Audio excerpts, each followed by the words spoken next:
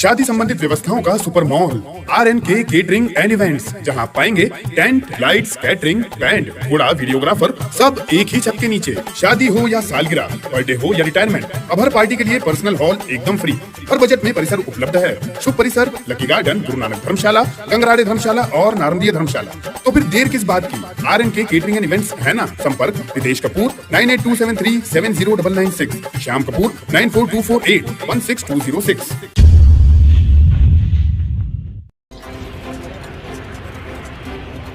खंडवा की इंजीनियर युवती को शादी के नाम पर 3 लोगों ने जाल में फंसाकर उसके साथ 12 लाख रुपए की धोखाधड़ी के इस खेल में 3 आरोपियों में एक लड़की है जो पीड़िता की सहेली है। सहेली ने इंजीनियर युवती को भोपाल के एक रईसजादे का फोटो दिखाकर शादी का सपना दिखाया। इंजीनियर युवती ने से कहा कि लड़का रईस घर से है और वो तुम्हें एक शादी में देख चुका है, तुम उससे पसंद हो। इंजीनियर युवती उससे बातों में आ गई। सहेली ने उससे एक मोबाइल नंबर देकर कहा कि यह अलमास का नंबर है, इस पर बात कर लिया करो। इंजीनियर युवती भी उससे अलमास का नंबर समझकर बात करने लगी, लेकिन इंजीनियर युवती जिसे अलमास समझ रही थी, दरअसल वो सहेली का ही गैंग का ही एक साथी है जो आवाज बदलकर युवती से बात कर रहा था।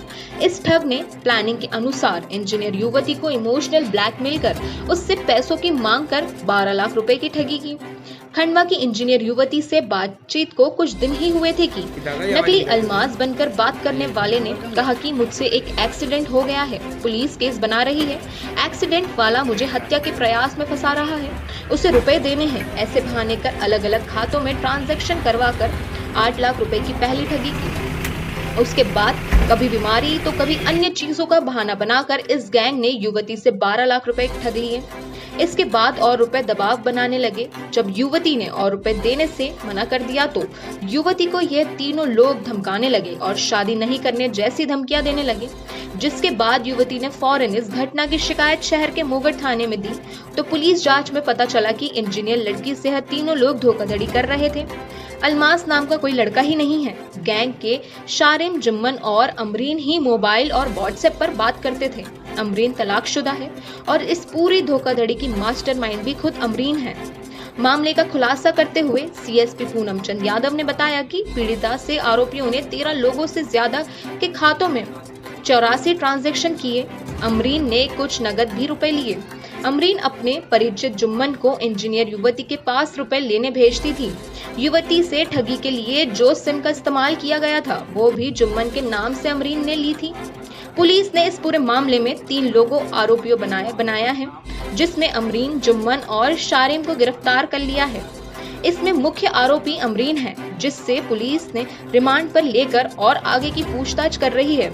शुरुआती जांच में पुलिस को पता चला है कि अमरीन के शौक काफी महंगे थे और उस पर कुछ कर्जे भी थे।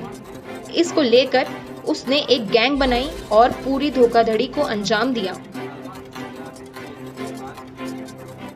दिनांक 16/5/2022 को मोगढ़ थाना में एक युवती ने अपनी एक शिकायत दर्ज कराई थी कि उसके साथ शादी के नाम पे धोखाधड़ी हुई है। इसमें तत्काल थाने पर 420 भादवी की धारा में प्रकरण पंजीबद्ध किया गया और विवेचना के दौरान पाया गया कि अलमास नाम का व्यक्ति ने इसके साथ धोखाधड़ी की है।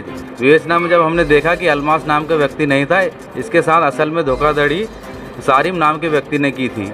फिर इससे सारिम को पूछताछ के लिए बुलाया, तब इसने स्वीकार किया कि हम 3 लोगों ने मिलके इस युवती के साथ धोखाधड़ी की है और इससे 10,20,250 रुपये नकदी और साथ में सोने की चेन और टॉप्स भी इससे हमने लिए। इस प्रकार टोटल 12,65,000 रुपये की इसने धोखाधड़ी हुई है इस लड़की के साथ। इसमें 3 आरोपी गिरफ्तार है, जिसमें जो मेन आरोपी है, मुख्य आरोपी है आमरीन, दूसरा आरोपी है सारिम और तीसरा है जुम्मन।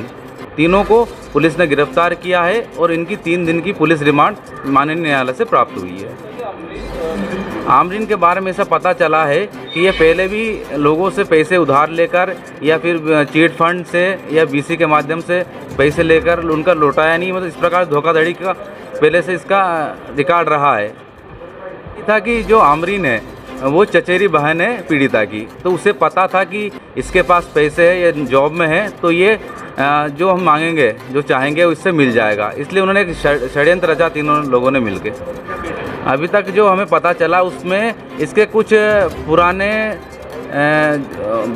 उधारी थी, ये खर्चीली स्वभाव की महिला भी है, इसके कारण इसको पैसों की ज़रूरत पड़ी तो इसने इस अपराध को अंजाम दिया।